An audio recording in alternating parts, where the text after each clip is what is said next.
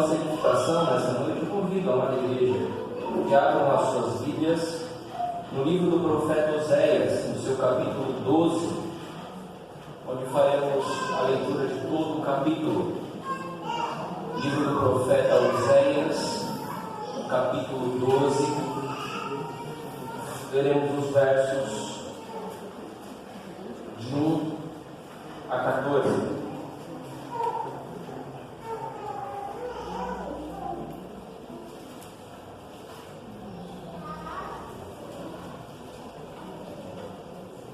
Nos fala a palavra do Senhor. Efraim apacenta o vento e persegue o vento leste todo dia, multiplica mentiras e destruição, e faz aliança com a Síria, e o azeite se leva ao Egito. O Senhor também com Judá tem contenda, e castigará Jacó segundo o seu proceder, segundo as suas obras o recompensará. No ventre pegou do calcanhar de seu irmão, no vigor da sua idade lutou com Deus, lutou com o anjo e prevaleceu, chorou e lhe pediu mercê. Em Betel achou a Deus e ali falou Deus conosco.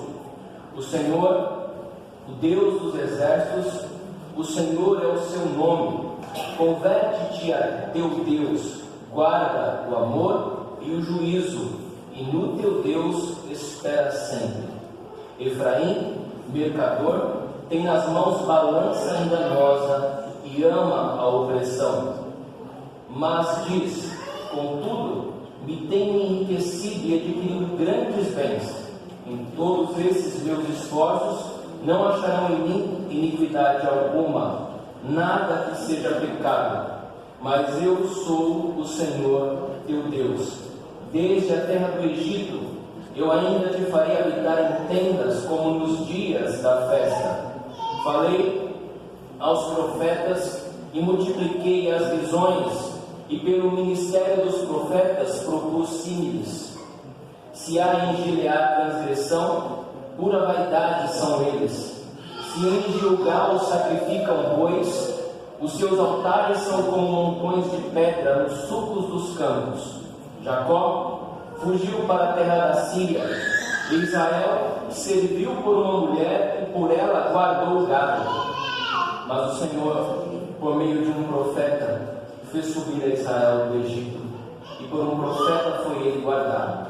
Efraim muito amargamente provocou a ira, portanto o Senhor deixará ficar sobre ele o sangue por ele derramado, e fará cair sobre ele o seu opróbrio. Dr. Brian, certo médico em uma região dos Estados Unidos, tentou ser perfeito com os seus pacientes, mas admitiu ter dado pronto-socorro e depois de ter tratado, lhe deu alta.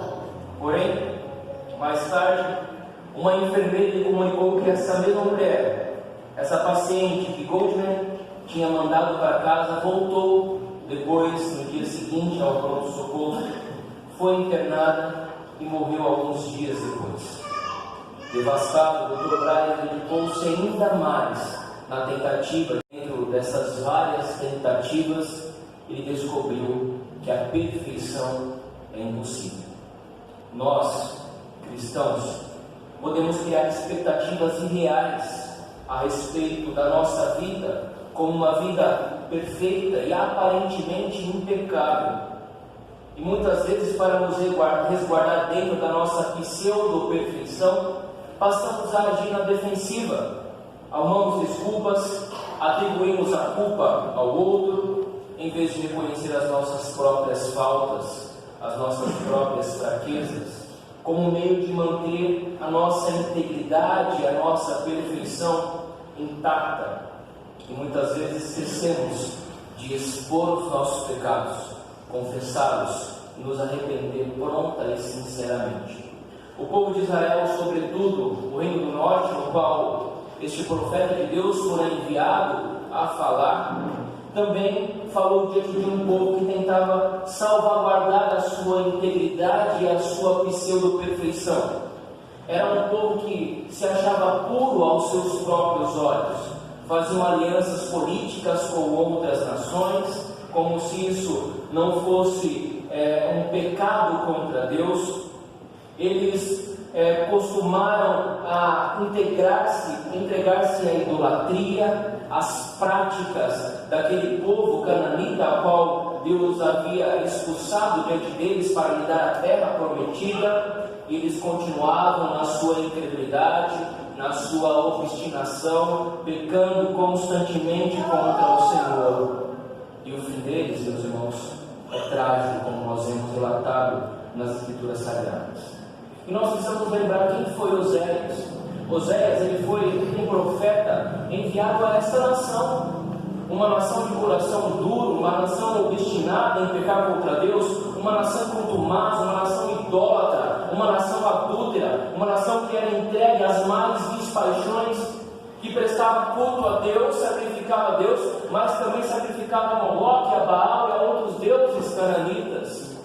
Uma nação que, mesmo a despeito das várias advertências dos profetas que Deus enviava, continuava com o coração endurecido.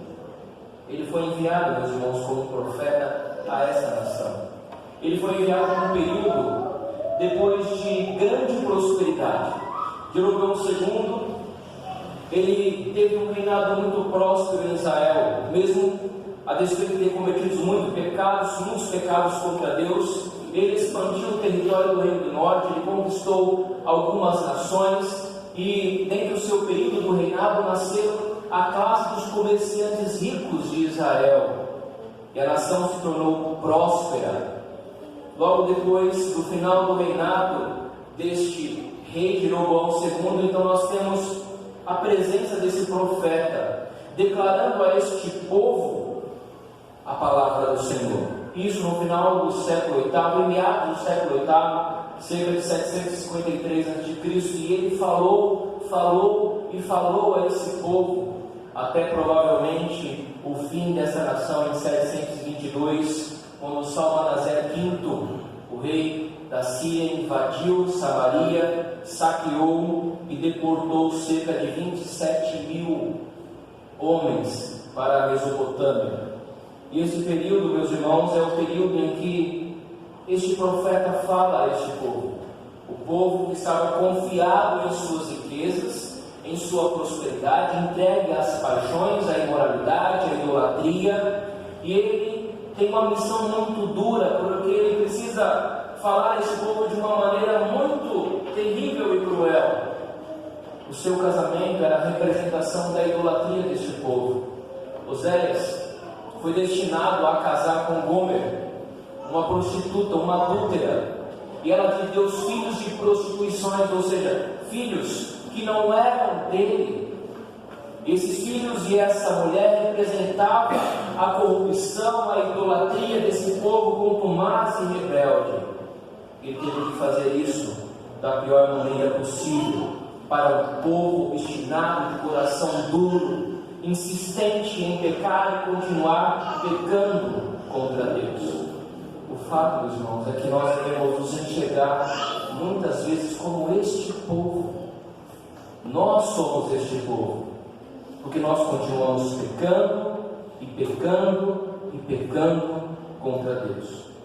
Somos insensíveis muitas vezes ao poder destrutivo que o pecado tem em nossas vidas. Como ele nos afasta da comunhão do Senhor, como ele nos afasta da comunhão com o nosso Deus. E para este grave problema do pecado, qual é a solução? O profeta Oséias pretende apresentar a solução para esse grave problema da humanidade, que é o pecado, nesses versos do capítulo 12. E ele mostra, meus irmãos, que Deus trata conosco para que o pecado seja solucionado em nossa vida de muitas maneiras, sobretudo expondo os nossos pecados. Sim, ele precisa expor os pecados do seu povo. É preciso tornar visível. O profeta é enviado justamente para isso, para esclarecer e tornar claro o pecado deste povo, para que através da manifestação deste pecado, Deus também envie a sua graça, a sua misericórdia, e convide este povo, chame este povo ao arrependimento sincero. E é isso que esse texto nos fala. Deus aqui aponta a sua justiça, expondo os pecados do povo. Ele concede a sua misericórdia e convida este povo ao arrependimento. E é justamente assim que Deus também trata conosco. Ele expõe os nossos pecados, Ele manifesta a sua justiça, concede a sua graça, a sua misericórdia e nos convida ao arrependimento sincero.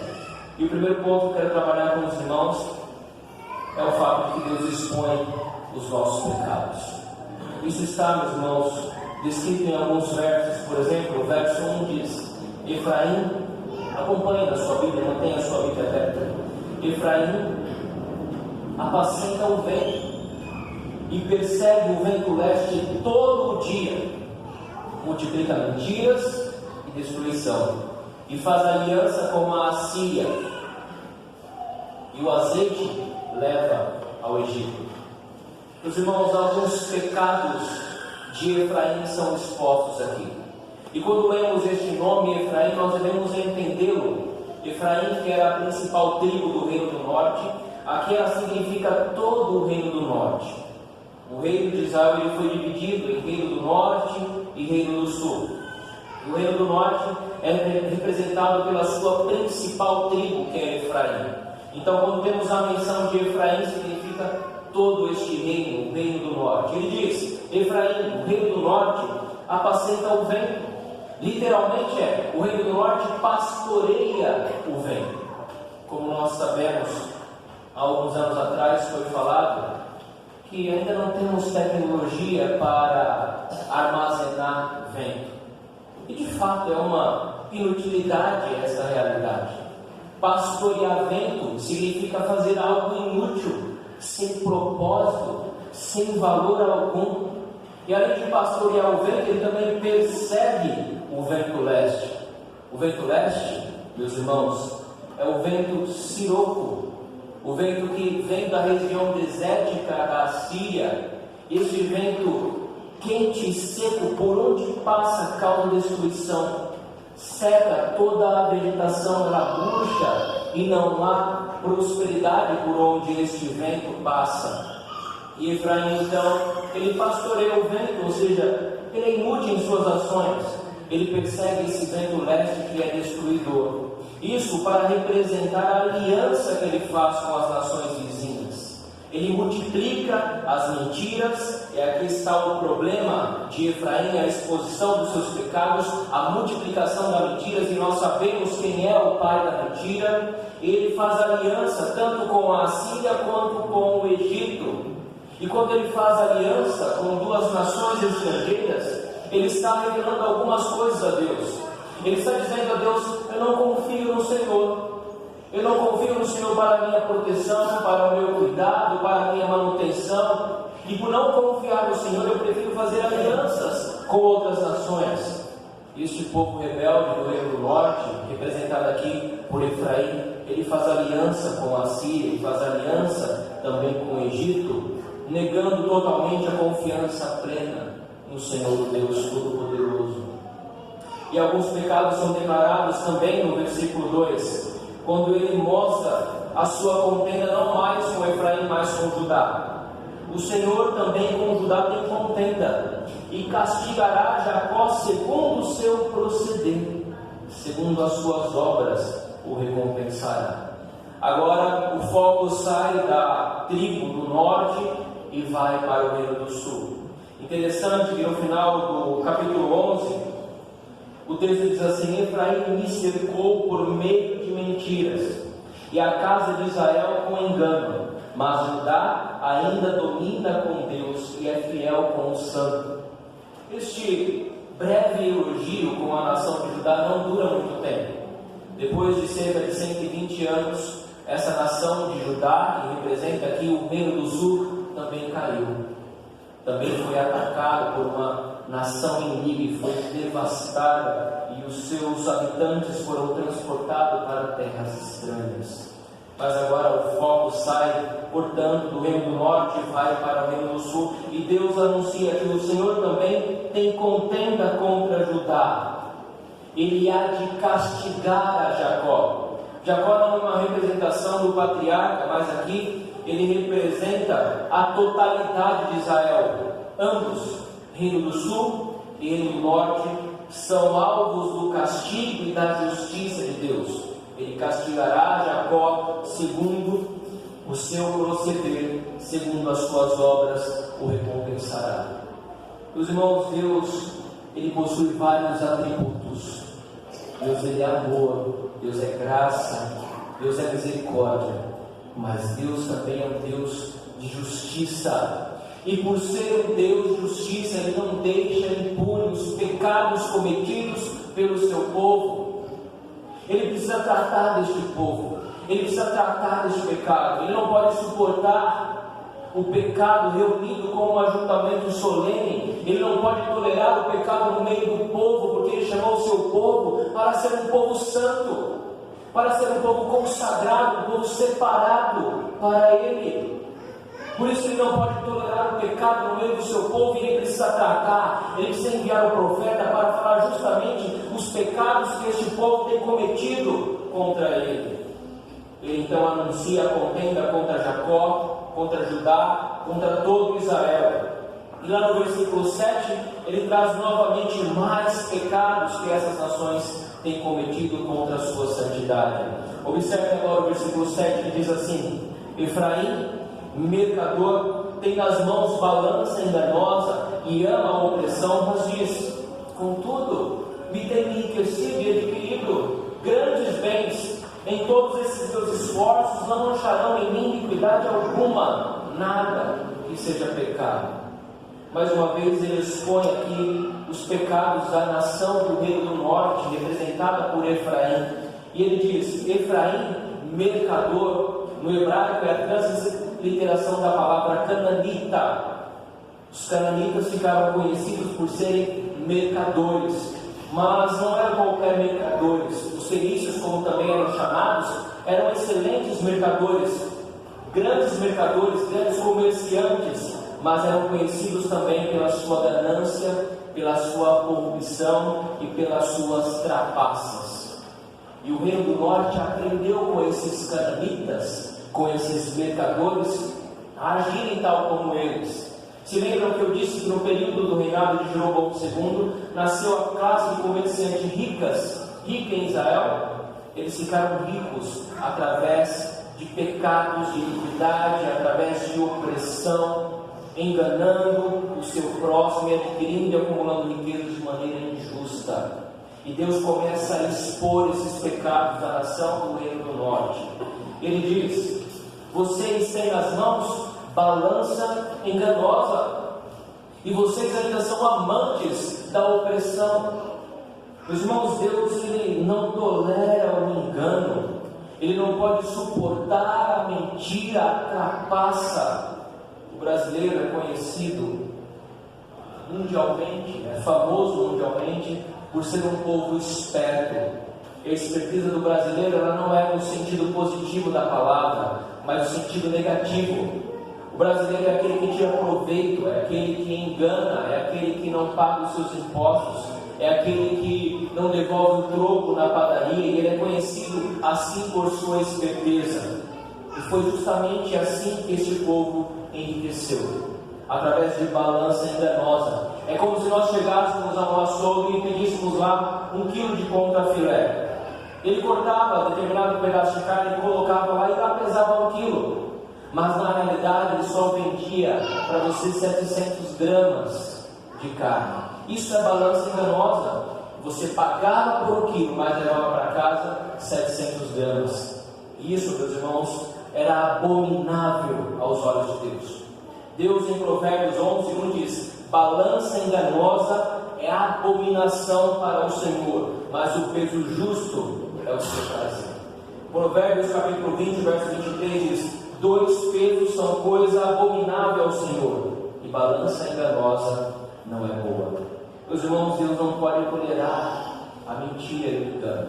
Mas além de enganar os seus próximos para adquirir bens, acumular riquezas, eles também eram amantes da opressão.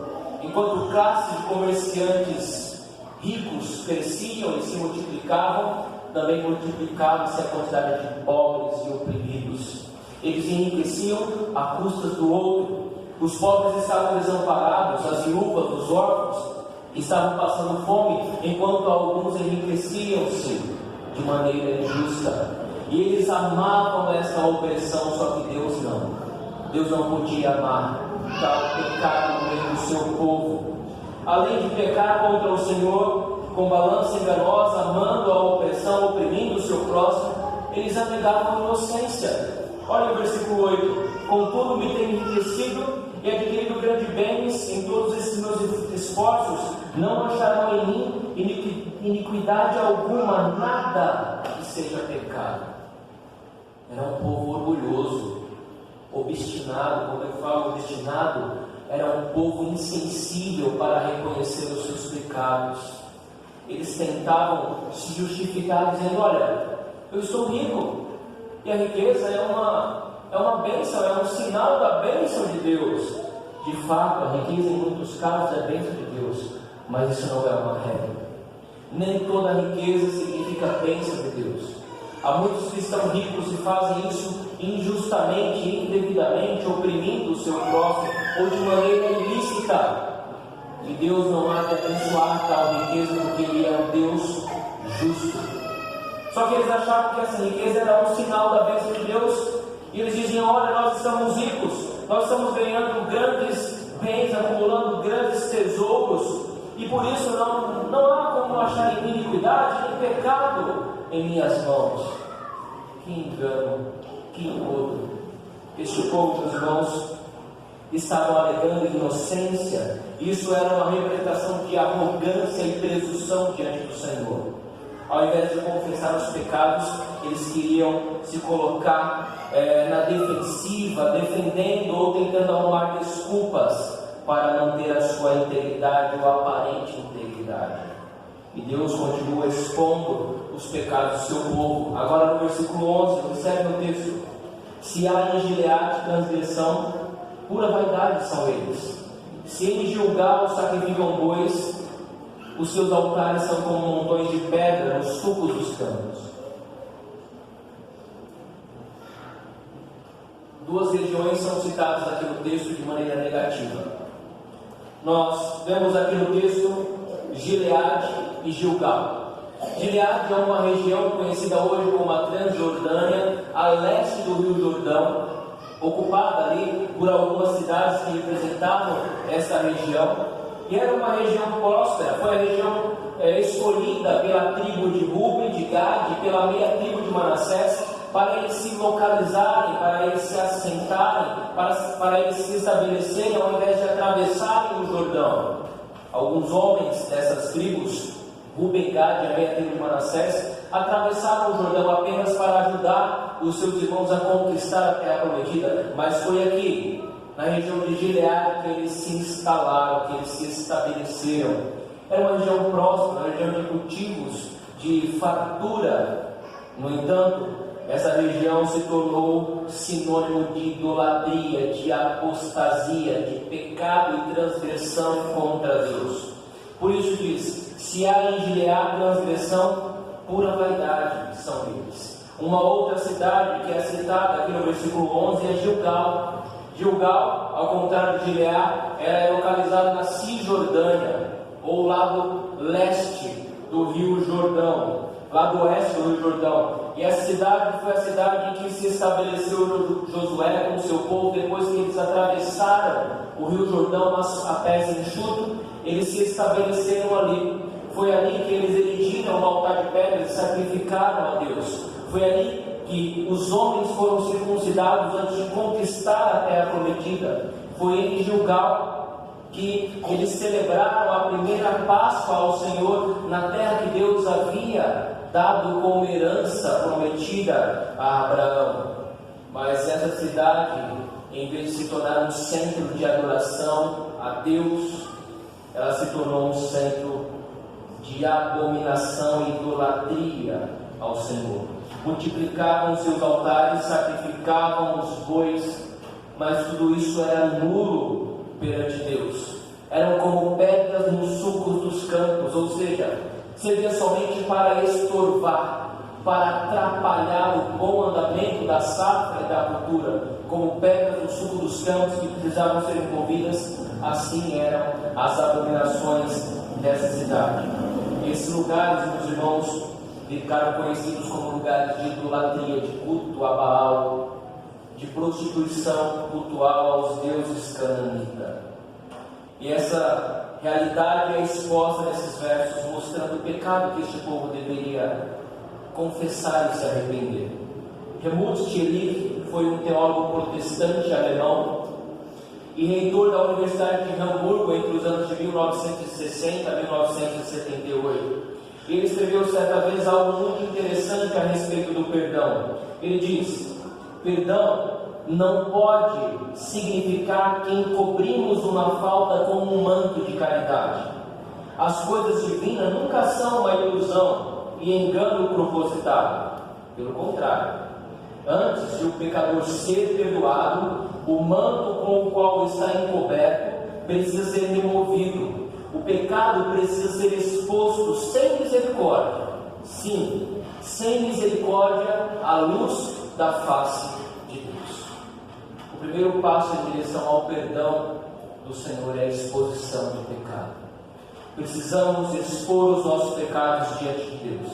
O pecado do povo de Israel foi a multiplicação da mentira, foi a falta de confiança plena em Deus ao fazer aliança com as nações vizinhas, com a Síria e com o Egito. O pecado deste povo é que eles eram orgulhosos, não reconheciam as suas faltas, e eram também idólatras. E muitas vezes nós nos comportamos como este povo. Somos mentirosos, dizemos uma mentirinha aqui, outra mentirinha inocente ali, como se isso fosse absolutamente normal, e não é. Muitas vezes deixamos de confiar plenamente em Deus, na sua soberania, no seu cuidado, para tentar resolver os nossos problemas com a nossa própria força, com o nosso próprio braço.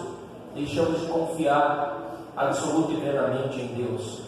Muitas vezes somos orgulhosos, obstinados e tardios para reconhecer os nossos pecados e confessá-los a Deus.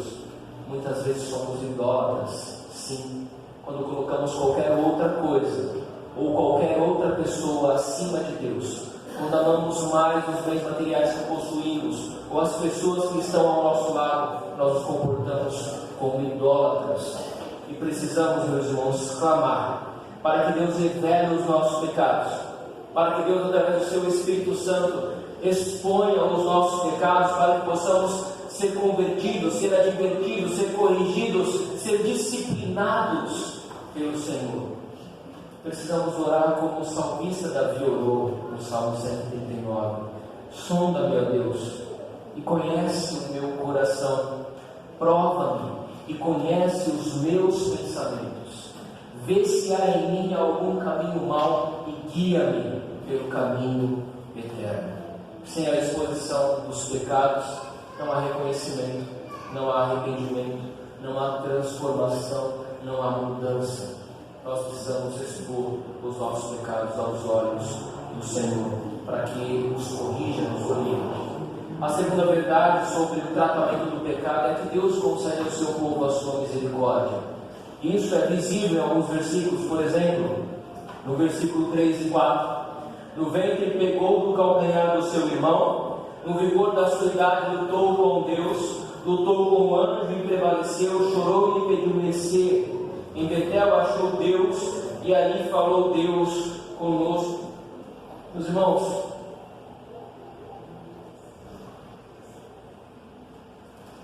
esse texto está falando sobre a vida do patriarca Jacó. São elementos pessoais da vida deste homem de Deus, que não teve uma vida louvável, que não teve uma vida que possa ser copiada, mas que é uma grande manifestação e representação de como a graça e a misericórdia agem na vida do ser humano. No verso 3 nós temos esses dados pessoais de Jacó. Eles são relembrados aqui como uma representação simbólica do povo, da representação do povo de Israel. Jacó aqui é relatado como o suplantador, o enganador desde o ventre materno. Quando nós vemos a palavra de Deus em Gênesis 25, nós vemos que este relato de Jacó e Esaú, E já no ventre materno eles lutavam entre si. Esaú, depois que foi enganado, depois que o Senhor lhe roubou a primogenitura, ele disse: não, com razão que se chama ele Jacó, porque por 2 vezes já me enganou, tirou-me o direito da primogenitura e agora usurpa a bênção que era minha. Meus irmãos, o substantivo calcanhar e o verbo pegar no calcanhar, que está descrito aqui no versículo 3 e também em Gênesis 25, tem a sua raiz, que significa enganar. É a mesma raiz, pegar no calcanhar e enganar. É por isso que eles dão o nome a este homem de Jacó. E de fato ele faz jus ao seu nome. Ele engana o seu irmão logo no início do seu nascimento. Ele pega no pé do seu irmão, como que tentando lhe roubar a primogenitura. Ele mostra durante a sua vida que ele de fato foi um homem enganador. O homem que enganou o seu irmão, o homem que enganou o seu pai, o homem que tentou enganar o seu sogro, e assim foi a vida de Jacó. Mas um outro relato na vida deste patriarca é que este homem, no vigor da sua idade, lutou contra Deus. Esse registro está no capítulo 32 de Gênesis, quando numa teofania Deus aparece no Val de Jaboque, quando ele passa os seus filhos e todos os seus bens, o seu gado, para o outro lado deste rio Jaboque, e ali ele começa a travar uma batalha com este anjo do Senhor. E ele prevalece contra este anjo do Senhor. No romper da alva, ele segura este homem e diz: eu não vou deixá-lo até que ele abençoe. No entanto, no texto de Oséias, ele diz que Jacó chorou e clamou mercê, ou seja, ele pediu a misericórdia de Deus. Por esse homem não conseguir lutar contra Jacó, ele lhe feriu no quadril, na articulação da coxa, mas esse homem abençoou a Jacó. Ele disse: você não mais se chamará Jacó, o enganador, o suplantador, mas você se chamará Israel. Deus prevalece. E o que é isso na vida de Jacó, senão a manifestação da graça de Deus, a manifestação da misericórdia de Deus a este homem? E meus irmãos, a misericórdia e a graça de Deus continua sendo relatado na vida deste patriarca. Ele diz: em Betel achou a Deus e ali falou Deus conosco. Outro acontecimento muito importante na vida desse patriarca ocorre nessa cidade chamada Betel, anteriormente chamada Luz, quando ele foge da presença do seu irmão Esaú por ter lhe roubado a bênção da primogenitura. Ele para neste local e ele pega uma pedra e faz de travesseiro. E ao adormecer, ele tem um sonho, uma visão, onde anjos desciam e subiam do céu. E Deus então nessa visão aparece a Jacó e diz que ele é o pai de Abraão e de Isaac, que ele há de abençoar a Jacó e fazer de Jacó uma grande e próspera nação. E ele faz promessas a Jacó dizendo: eu sou Deus Todo-Poderoso, se fecunda e multiplica, uma nação e uma multidão de nações sairão de ti, e reis procederão de ti, até que dei a Abraão, a Isaac, e dar-te-ei a ti, e depois de ti a tua descendência. E Deus então nessa visão se retira dele, elevando-se do lugar onde falara. E Jacó então erige uma coluna de pedra, Deus falara, e derrama sobre ela uma libação e deitou óleo, porque este foi o lugar onde Deus falou com ele. Mas um outro acontecimento importante ocorre também na cidade de Betel. Depois que ele volta, que ele reencontra-se com o seu irmão, Deus ordena: olha, volta para Betel, e se estabelece ali. E quando ele voltou para Betel, ele purificou a sua família. Ele disse: olha, lançai fora os ídolos. Isso está descrito em Gênesis 35. Purifiquem-se diante de Deus, confessem os seus pecados ao Senhor e preparem-se para se consagrarem ao Senhor. E ali ele edifica um altar ao Senhor e consagra a sua família, lança fora os ídolos da sua família para consagrar-se inteiramente a Deus. E mais uma vez em Betel, Deus confirma a mudança do seu nome, dizendo: você não se chamará mais Jacó, me enganador, sim Israel, que significa Deus prevalece. Mas a graça e a misericórdia de Deus aparecem também no versículo 9, que diz: mas eu sou o Senhor teu Deus desde a terra do Egito. Eu ainda te farei habitar em tendas como nos dias da festa.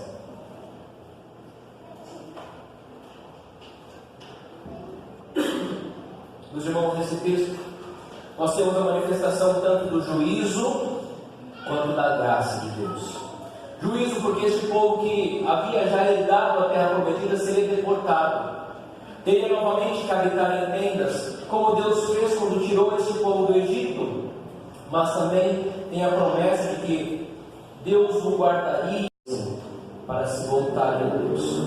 Essa alusão, meus irmãos, a tendas, aos dias de festa, são manifestações da graça de Deus.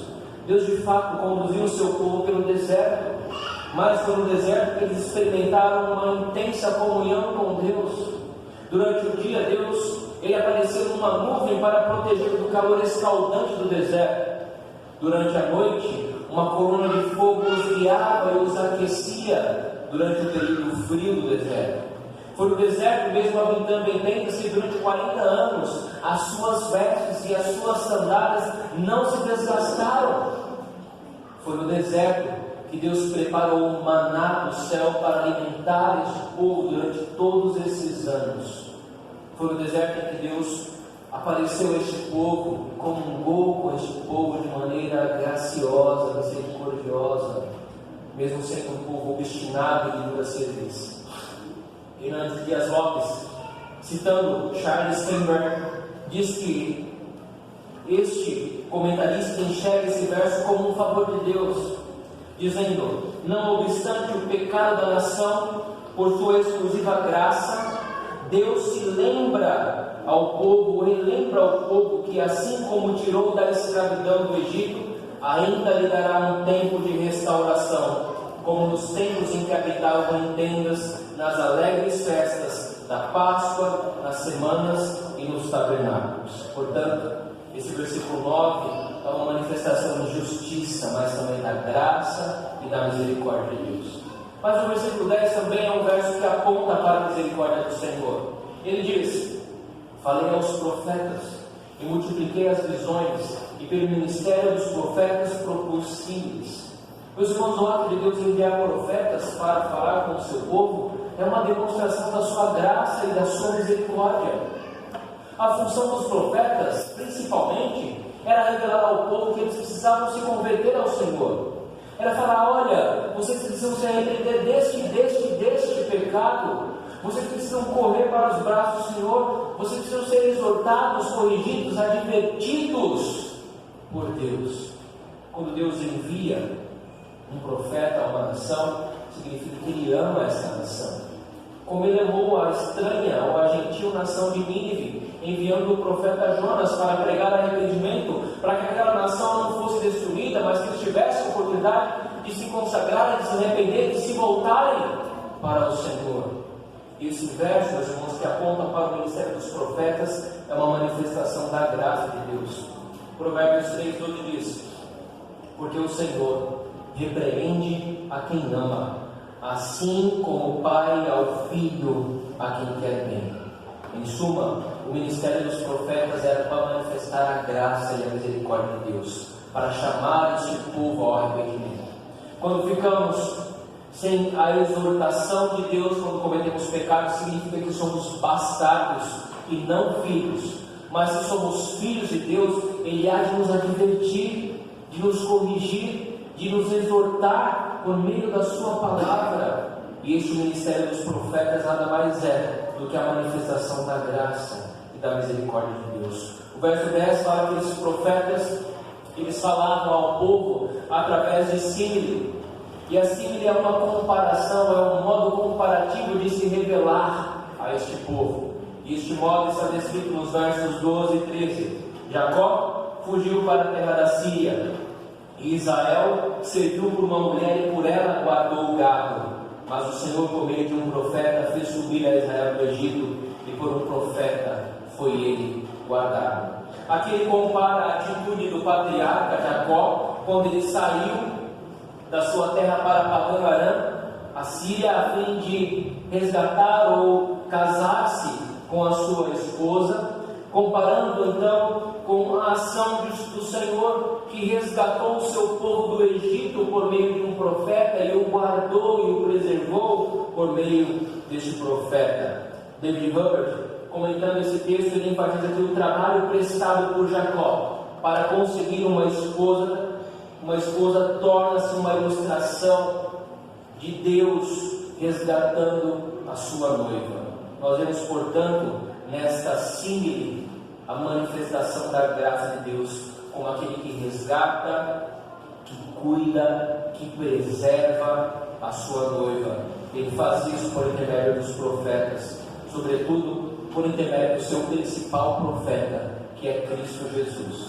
Meus irmãos, Deus, mesmo a despeito de uma vida de enganação de Jacó, Ele concedeu graça e misericórdia a este homem. Deus, mesmo a despeito dos nossos muitos pecados, Ele nos concede graça e misericórdia. Ele faz isso através de um grande profeta que é Cristo, que não apenas é o profeta, mas também é o sumo sacerdote, que não apenas é o sumo sacerdote, mas é o próprio sacrifício no altar de Deus, para que pudéssemos ser resgatados como uma noiva imaculada e pura do Senhor. Jacó achou mercê diante de Deus, ele chorou e Deus o abençoou e mudou o seu nome para Israel. Assim também nós devemos chorar diante de Deus, confessar os nossos pecados, para que a graça de Deus manifeste em nossa vida por meio de Jesus Cristo. Precisamos reconhecer que assim como Deus se declara como o Senhor que tirou o seu povo do Egito e os preservou e se alegrou com o seu povo, assim também Deus faz conosco.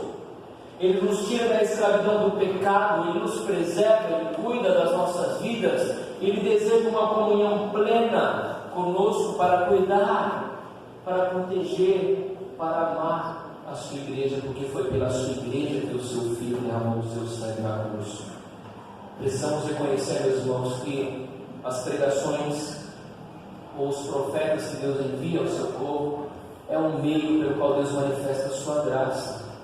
Quando nós ouvimos a expressão, olha, o pastor está pregando para mim, graças a Deus, irmão, porque é assim que Deus fala com o seu povo.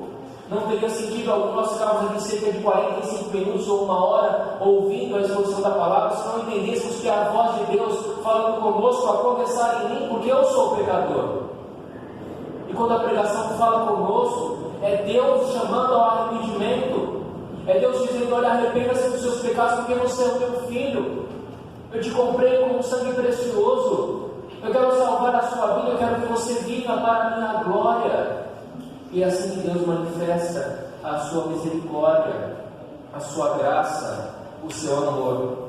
Deus livrou, guardou o seu povo por meio do profeta, assim como Jacó serviu e guardou o seu gado, o gado do seu sogro por amor à sua esposa.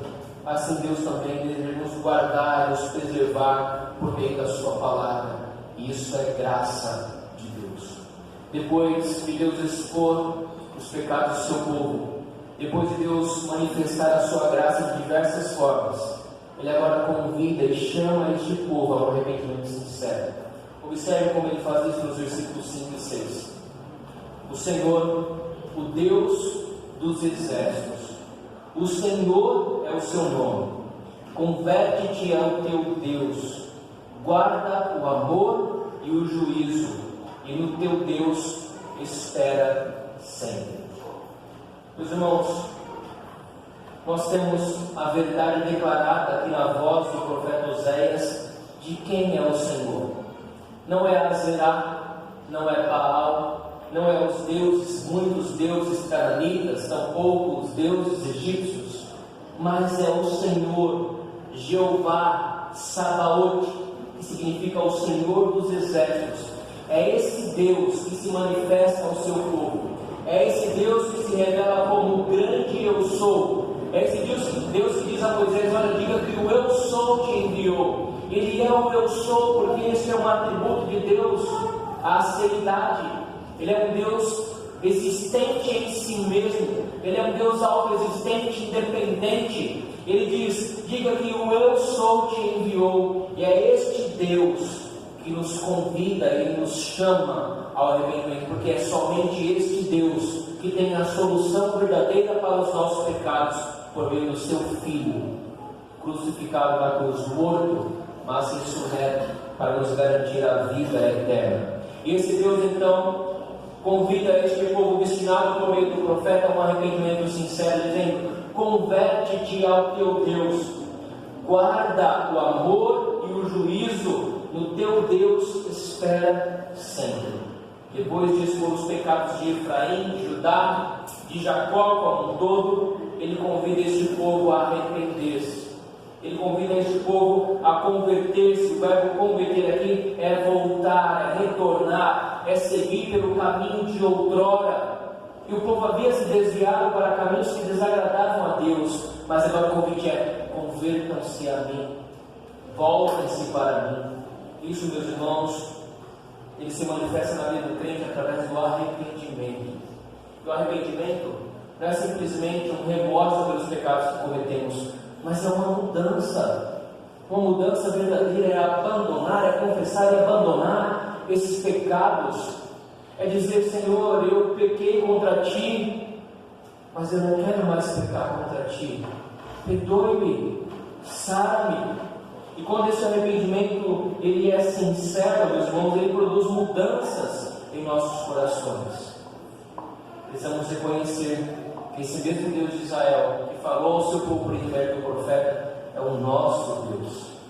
É o Deus que manifesta a nós e faz aliança conosco por meio de Cristo. Esse mesmo Deus sempre existente nos convida hoje a nos convertermos a Ele, a nos arrependermos, a abandonar os nossos pecados para viver uma vida de obediência à Sua palavra. E não se engane, meus irmãos, todos nós precisamos fazer isso. A palavra de Deus em 1 João capítulo 1, verso 8 diz: se dissermos que não temos pecado nenhum, a nós mesmos nos enganamos e a verdade não está em nós. Nós somos pecadores. Precisamos reconhecer isso.